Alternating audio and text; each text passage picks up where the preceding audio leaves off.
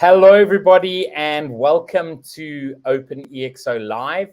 It's really great to be with you a little bit earlier than we usually run OpenExO Live, because this week we have Rajiv with us coming in from India. And so we didn't want to keep him up too late tonight. And as you can see, we got some awesome people coming up in the coming weeks. And next week, we will have OpenExO Live with Kent Langley, as I will be away, taking a bit of a break. And so we will have Kent, who will be speaking to Sharif from Australia. So that'll also be at a slightly different time. So do check it out on all the socials. And before we get Rajiv up on stage, I do just have a few words that have been shared by some of our community members. And I'll start with this one, which comes from Suman. And he just said, Rajiv reached out to me after doing his consultant certification. We didn't know each other, but quickly struck a chord as I noticed his intensity of desire to embrace this space. I suggested him to go the whole 9 yards and complete the coach certification, and he decided on the spot, and his commitment and decisiveness amazed me. Now that he is focused to take EXO to his clients, I have no doubt he will do well. All the very best, Rajiv. We also have here from Gerard. Rajiv is natural in listening and not sharing opinions. He is also an exponential individual in thinking and doing. He has a curious mind and really wants to understand a subject before he feels that he can share his insights and his educated opinion or view or vision. He is a great collaborator, and we already have teamed up with other like-minded professionals to create sustainable impact for humanity and the world. We both have a joint interest in coaching, mentoring, and consulting people, teams, and organizations to create clear insights. And then we also have here from Magdalena. During the training, I perceived Rajiv as always positive, calm, and grounded. He has great coaching skills in the sense that he asks questions and allows the other party to arrive at the answer herself or himself. He has the skills to go through a huge number of reports in a short period of time and condense the most crucial information in a very structured manner. He is a great team player as well. Really enjoyed working with him during the course. And so with all of that, I'd like to welcome up Rajiv to the screen. How are you doing this evening, I guess, for you, Rajiv? Yes, thank you. Yes, doing wonderful, Kevin. Thank you very much for having me.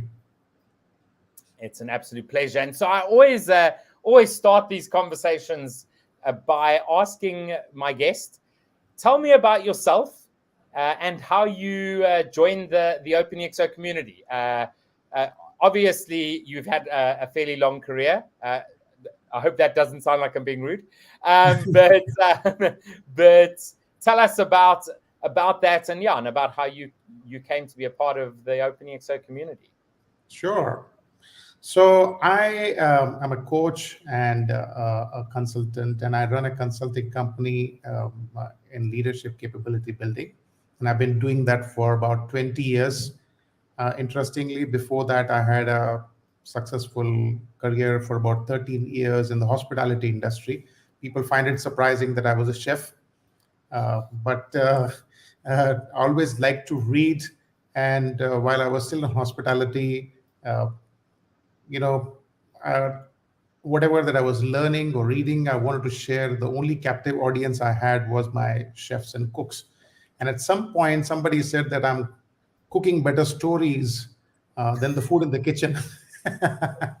So that prompted me. I said, this is a sign. I think I should uh, change my passion into a mainstream career. And that's how I got to be, I moved, transition laterally into HR and training and coaching. Uh, Mm. for your next question, you said about EXO community. So I have been consulting with large corporate organizations for a long time, almost 20 years. And Mm. they have a framework, they have a structured journey for their employees and the others. At one point around 2014, I was reached out to help do some mentoring for startups, and I had no clue of how the startup ecosystem worked or how is it different. It's only after I went through the Steve Blank's course on Yes. on startup owners manual, where he says that a startup is not a smaller version of a large organization.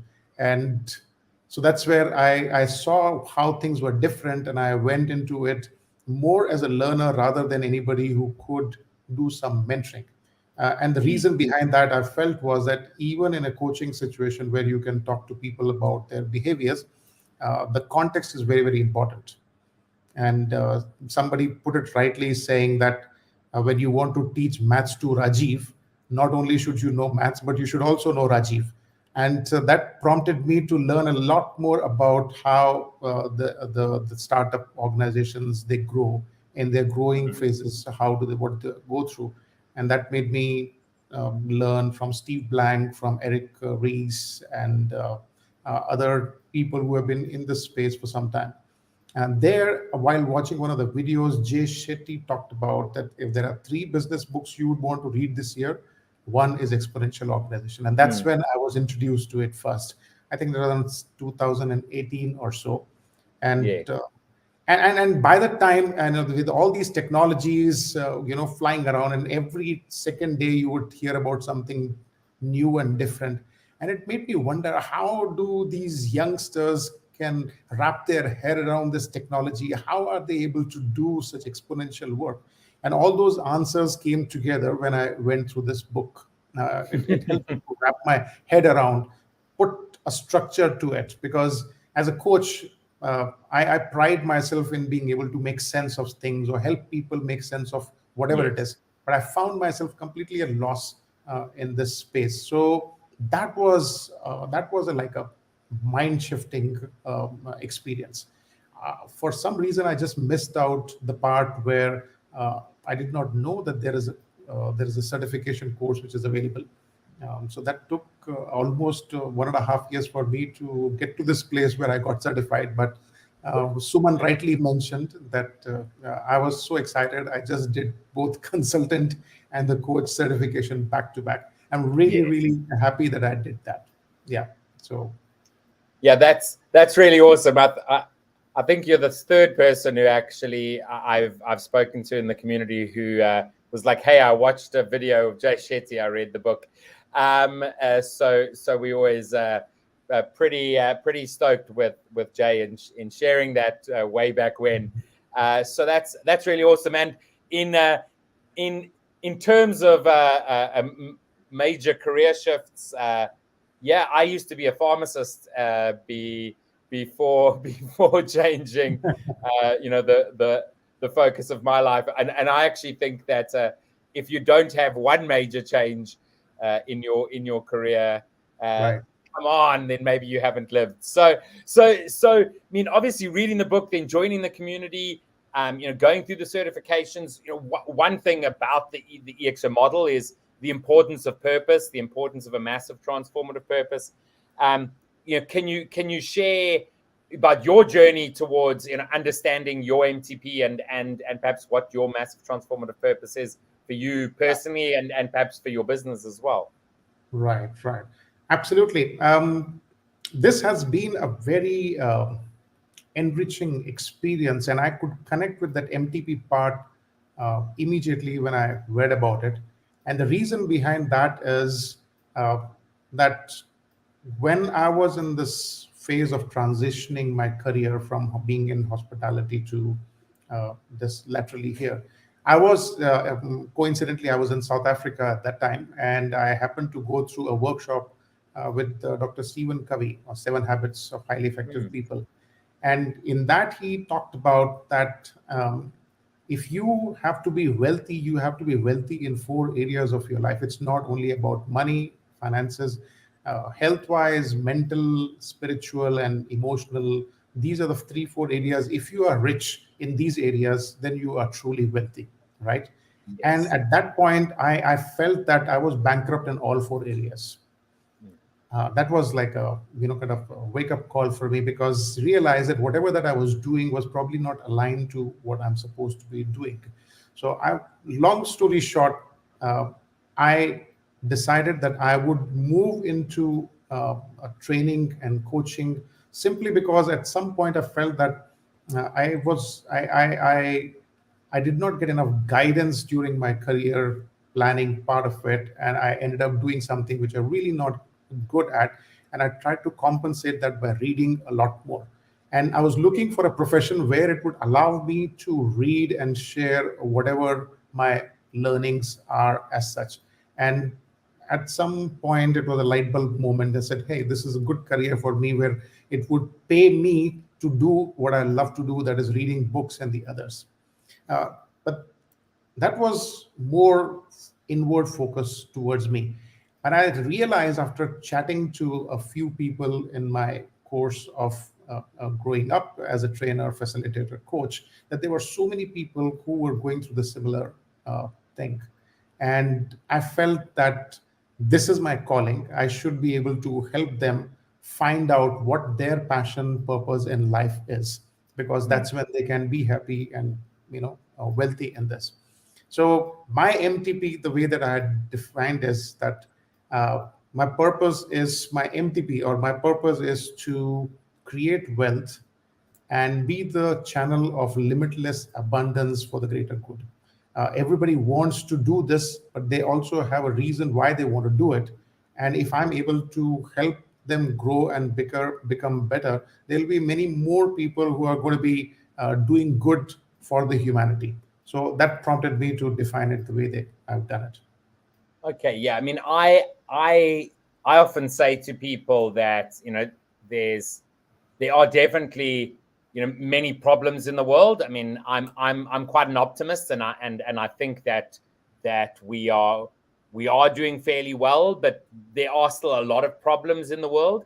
And I Yeah, often say that I think, though, that there's one major problem, and that one major problem is the ability for people to reach their full potential, right? To right, understand what they can do, um, and and I think that through different programs, through coaching, through that that that type of thing, people can come to realize what they really can do, and I think it's important for us to try and get more people to understand their, not only their purpose, but actually their potential, what they can then end up doing with that.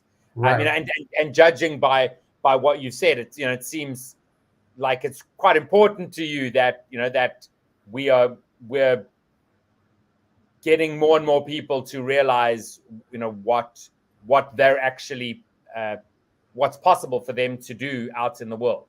right. Absolutely. I mean, if you look at it in the last, from the time that this pandemic has hit, and in the last 1.5 years, there's so much talk about 40% of the workforce globally having left the workforce, or Mm. they are changing their, and people are really questioning themselves to find out, why am I killing myself for a paycheck?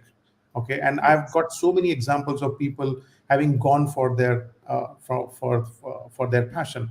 And even while I was coaching people, this would definitely come up. As I would always say, that unless and until you know what is important to you, what your values are, it will never be aligned. And whatever that you do, you will still be running after something. And I did not say that more in terms of an academic exercise or whatever, because I myself had gone through that and I could relate with it immediately. And that's why the conviction was there for me to talk about it. Mm. And once again, referring back to what Dr. Stephen Covey gave an example, and he talked about the importance of having having clarity of your values. And there was a video where I saw the one guy's holding a flywheel in his hand, and he says, think of this flywheel as the change in the world which is happening, and think of this shaft as your values. The faster this flywheel moves, it is important that the central shaft is as steady as possible. And Yes. those shaft are your values or your purpose. And if you are grounded in that one, any amount of change that can happen outside in the world, you will still be able to kind of make it. And Yes. the context may change, things may change, but those values and principles, they don't change. For me, that was a very, very powerful analogy or example. And I have shared it with so many people so many times, and they get it. And that's very, Yes. very satisfying. That's very Yeah, no, satisfying. absolutely. Absolutely. I mean, it's so true, because if if that isn't strong, that ends up breaking, and then the flywheel stops, right? And so now you've spent a lot of years coaching, especially coaching people. How would you say, having gone through some of the EXO certification programs, like, what are the learnings, and how does that sort of connect, I guess, with the more sort of human coaching side of things? Right, right. Well, very important question as far as I'm concerned, because I think when I came for this EXO coaching, I was probably looking for another tool, just one more extra tool in my armor where I could use it to help my clients as far as coaching is concerned. Mm. But it has been a transformative experience going through this whole exercise, right? And this reminds me of a quote where I kind of read or remembered at that point that a pursuit of goal is not in what you get, but what you become. And I have truly become a completely different person when it comes to this EXO coaching is concerned. The reason I say that is because while working for large corporates and organizations, as a consultant, my focus has always been how can I help the organization? So you go through this fixed format of problem statement, define that, what is your point of view, what is the approach, and how do you go about doing that? But what I did not realize at that time, how fixed am I on the problems of the organization, and they are inward focus for the organization. It's like, how can we make those processes and systems more efficient? There's no thought about the customer. There's no customer centricity. And when it comes to the startups and the new age or this technology company is concerned, design thinking is concerned, for that matter, or your business model canvas is concerned, you keep the customer right in the center, and then you start to do that. And that was a complete 360 shift for me. And I had no problems talking to people during the certification also that I'm finding it so difficult. But at the same time, I also knew that if I'm finding it difficult, that means my mind is trying to look for different perspectives. And that's has been very, very enriching, because right now, if you ask me, I have taken few things. I think Magdalena mentioned that I was able to take a lot of content material in a very short period of time and was able to consolidate it. So it's good for me to be able to do that. There are certain tools that I've been able to work on. But I also realized that I was completely disconnected from the customers or the consumer's perspective. Mm. So I'm consciously looking at that. I have learned tools that I can accelerate the whole thing. When Salim talks about that, instead of 3 years, we can do that in 10 weeks time. I have shortened my learning, giving myself, instead of 8 months to 9 months, I'm giving myself like 5 weeks for me to get into a new industry, understand the whole thing, and find out exactly what it would do. So as a personal experience of how it has impacted me and what am I doing about it, those are the couple of things which are important for me to see what others see as my strength, and how it has made me shift my focus and become a lot more customer centric when it comes to defining problems is concerned. That would be something awesome for me. Yes. And so how would you say you're perhaps embracing the ExO model right now? Sort of everyday sort of day-to-day operations. Right. So, couple of things. As I said, large component of my work was being, working with large corporate organizations. But slowly, I have been working with smaller IT companies and SMBs also, and these are the smaller organizations who probably cannot afford the large consulting organization who can come and give them some Yes. insights into digitalization. I feel there's a big requirement, there's a big need, and I'm actively building up a business case for me to go and talk to them. So I've become part of certain SMB communities or forums where they are talking about this, because at some level or the other, they are also feeling the pain of this digitalization or the transformation need for it. But I'm guessing that just the way that I was finding it difficult to wrap my head around it, these people are also doing that. So I have made a couple of presentations. I have made few presentations on this, and I'm quite keen on creating momentum in this part of the world on this particular methodology. I'm sure there are lots of different organizations who are offering similar transformation initiatives, but I feel that the structured approach, which is there, even when I've gone through some design thinking workshops, but the context of awake presentation, which is so powerful, that is something is very important for people to see and experience before they can decide to move in terms of what sort of an urgency is there for them to uh, you know embrace or adopt this transformation journey, even for smaller organizations. No, So absolutely. I mean, we talk about this decade being the decade of the ExO, right? Where we're saying we truly do believe that within this decade, every organization will, or at least by the end of it, whether it's small, large business, non-profits, governments, will right, need to be embracing, the ExO thinking, and looking at the different attributes and leveraging them, right? I mean, it's other than the difficulty of understanding why. Once you see the benefit of leveraging the attributes, I think it then really does allow you to shift that mindset towards more exponential, more potentially abundance. What do you see in the space, perhaps in India or the developing world, or further afield? yeah, I think everywhere it is the same. And uh, I've always believed that there is, see, when it comes to behavior change is concerned, there is always a knowing doing gap. We all know smoking is bad for health, but we continue to smoke. We all know exercising is good for health.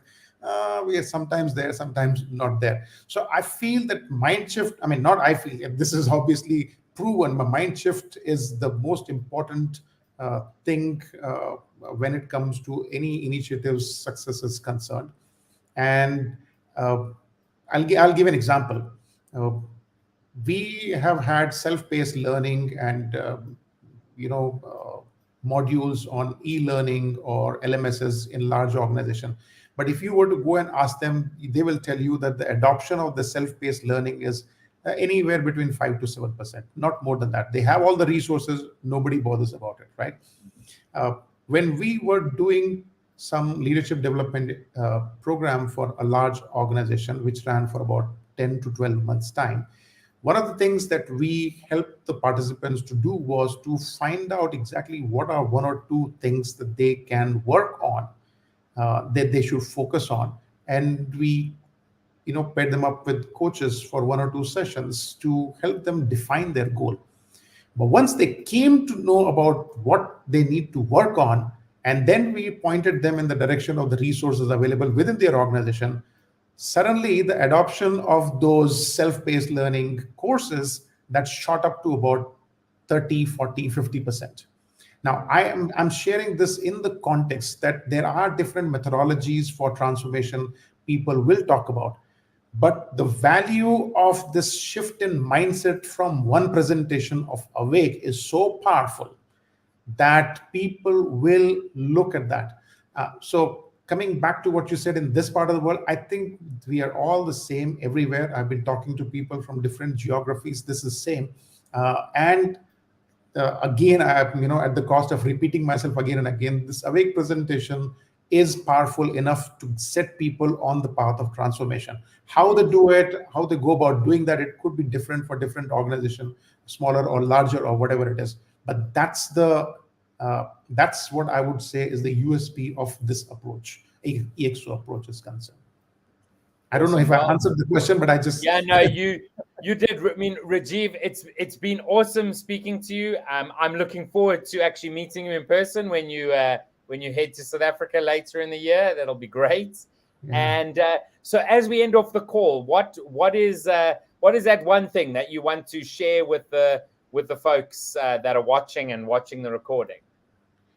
Well, if at all you have not done it might sound like a sales pitch. It is not a sales pitch, I promise you, because I did see the comment from Suman, and in fact, I wanted to share that part here on the video, telling that I did go to Suman after doing my consultant certification, and I asked him. I said, what do you think of the coach certification? Is it worth it? I mean, that's exactly what my words were. Is it worth doing it? He said, look, if you want to understand and if you just want to do this, then consultant certification. But if you want real transformation of your own, then you must go for coaching. And those for me was something which is really important. Like I said, there's always a knowing doing gap. And I wanted to experience it for myself, that if there is a methodology which can help me give that mind shift in about 4 to 5 weeks time, I think it's worth it. And I have absolutely no regrets. And I would say this is my recommendation. If you are thinking in terms of doing the certification, have absolutely no doubts about it. You must do that. And again, in closing, I would say it's not what you get, but it's what you become. That's very, very important in today's time. Whatever that you are doing in whichever field you are, it will definitely, it'll definitely pay off in the long run. Yeah, absolutely. Rajiv, it's been wonderful chatting to you. Thank you for joining us, and have a fantastic evening on your side. Thank you very much. Thank you for having me, Kevin. And I look forward to seeing you in South Africa. Thank you. Bye-bye. Great. Bye-bye. So great chatting to Rajiv, and thanks, Rajiv, for sharing. The actual shift that you had doing the coach certification. It actually ties up very closely to Magdalena, who I know was on the course with you, who said pretty much the same thing. So thanks to everyone for watching. I'm going to end off today's show just with a short video about joining our community. If you're not a member of the OpenExO community, you can head over to openexo.com/community and come and join the 17,000 awesome people from around the world. We'll see you in 2 weeks. Enjoy Kent next week.